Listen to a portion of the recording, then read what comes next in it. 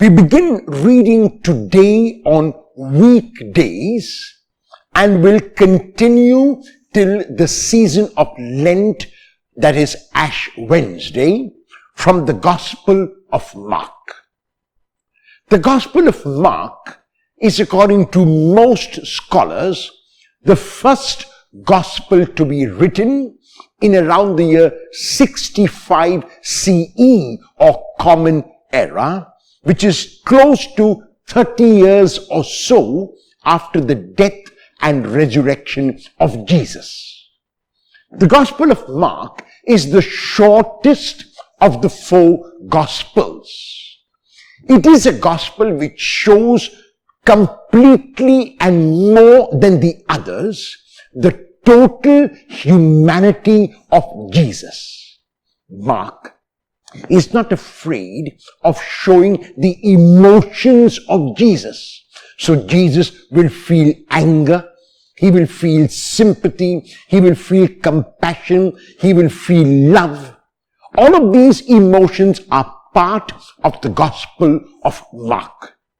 The Gospel of Mark is the only Gospel in which Jesus is called Son of Mary by the townspeople who reject him when he comes into his hometown after a very successful ministry in the surrounding area of Galilee. The Gospel of Mark begins in the desert with the proclamation of John the Baptist, and it ends at the tomb where Jesus is laid in the tomb and the empty tomb. The second part of the Gospel of Mark is placed in Galilee. Galilee in Mark is not merely a geographical location, it is also a theological position. Galilee is the place where Jesus is accepted, except by his townspeople. Galilee is the place where Jesus works miracles, except in his hometown where he could do no mighty work there because of the unbelief of the people. Galilee is the place where Jesus is engaged completely in ministry. Galilee is the place where Jesus begins and continues to proclaim the kingdom of God and shows the inauguration and the coming of this kingdom through his words and through his actions. All of the miracles of Jesus are situated within Galilee or when Jesus is on his way to Jerusalem. Galilee is the place where Jesus is at home. And so the first 8 chapters in Mark are showing Jesus in and around the region of Galilee. Galilee corresponds to the end part of the gospel, which is situated in Jerusalem, where Jesus enters Jerusalem in chapter 11. Jerusalem also, like Galilee, is not only a geographical location, it is also a theological position. In Jerusalem, because of the closed attitude of the religious leaders, there is no proclamation of the kingdom. In Jerusalem, there are no miracles which Jesus works because of the attitude of the religious leaders which close their minds and their hearts to anything that Jesus would say and do. Jerusalem is the place where Jesus is rejected and where he suffers and dies on the cross. So Galilee contrasts with Jerusalem. Immediately after the Galilee section, there is a healing of a blind man in 2 stages. And those 2 stages, where the first stage, the man sees people who seem like trees, corresponds to what follows immediately, the answers about the identity of Jesus. like the man sees people, but they look like trees walking, so people look at Jesus and see John the Baptist or Elijah or one of the prophets. The second stage is the man is healed completely and can now see clearly, seems to correspond to the second answer which Peter gives in the Gospel of Mark in chapter 8 verse 29, when he tells Jesus, "You are the Christ. You are the Messiah." The Greek term Christos is a translation of the Hebrew term Messiah or Messiah, both of which mean the anointed one. However, even though the man can see clearly in the second stage, which seems to correspond to Peter's answer, the second answer given by Peter, "You are the Christ," it is not very clear that Peter and the disciples have understood. Because immediately after Jesus begins to proclaim about the fact that he must suffer and die, Peter is unwilling to accept it.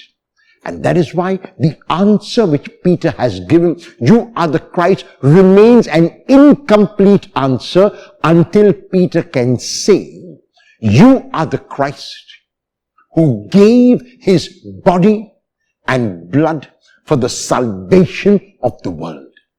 You are the Christ who died on the cross and on the cross became Son of God. You are the Christ who came onto this earth not to rule by domination, but to rule by serving." So the section of the way which follows the first healing in 2 stages of a blind man is a section in which Jesus speaks of his way of life. His passion and resurrection predictions are all three on the way. In chapter 8 verse 31, in chapter 9 verse 31, in chapter 10 verses 32 and 34, Jesus predicts 3 times that he will suffer, that he will die, that he will rise again. In all of those 3 occasions, the disciples are unwilling and unable to understand it, and Jesus has to sit down with them and explain his way of life. When the voice spoke with him at the baptism and Jesus heard that voice, it was a voice which invited him to be king servant, to be servant king, to be king who became king only by being servant, and this is what Jesus proclaimed. At the end of the section of the way is the second miracle of the healing of a blind man who here is named Bartimaeus. And this miracle ends in chapter 10 verse 52 when we are told only in Mark that after Bartimaeus was healed, he followed Jesus on the way. In other words, he followed the way of life of Jesus. He followed Jesus to Jerusalem. He would be even willing to follow Jesus to the cross. At the end of the Gospel of Mark in Jerusalem, there are 2 events which occur at the death which bring to light the questions which were asked by the religious authorities and by the Romans at his trial. And these questions are answered through these 2 incidents. The first is in Mark chapter 15 verse 38 when we are told after Jesus uttered the loud cry and died and went to God, the veil of the temple was torn from top to bottom. The veil of the temple being torn from top to bottom is a reminder of the heavens at the baptism of Jesus being torn from top to bottom. So as the heavens were rent open, so the veil is now rent open to signify that God has come down once again. However, the meaning of the tearing of the veil is that God is now present on the cross. That now true worship is not behind the veil, is not even in the temple, is not even on the church, but true worship is of Jesus on the cross.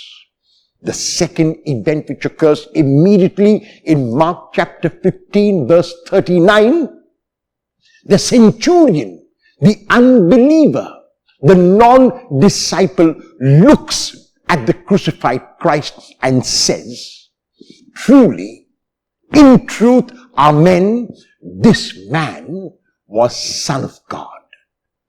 In other words, what the voice invited Jesus to do at his baptism, Jesus does through his life, and it culminates on the cross.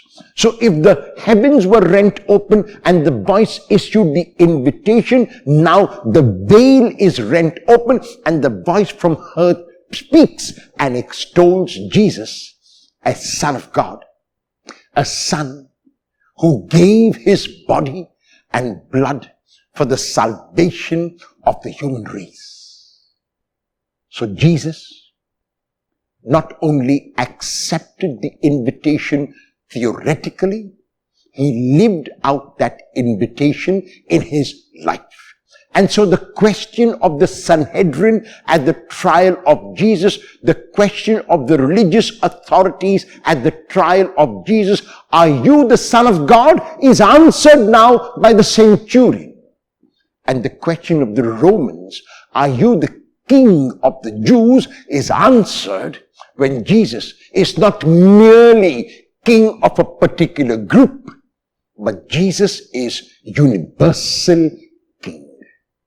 The Gospel of Mark ends by telling us that the tomb is empty, which symbolizes that the dead Jesus is no longer in the tomb, and so we do not need to look for Jesus in the empty tomb. The young man at the tomb gives a message to the women and is giving us a message. You are looking for Jesus of Nazareth. He is not here. He is risen.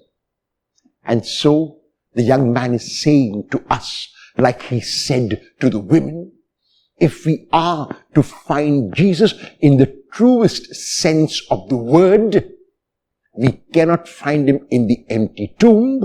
We can find him in the ministry which he inaugurated and began. We can find him only in love.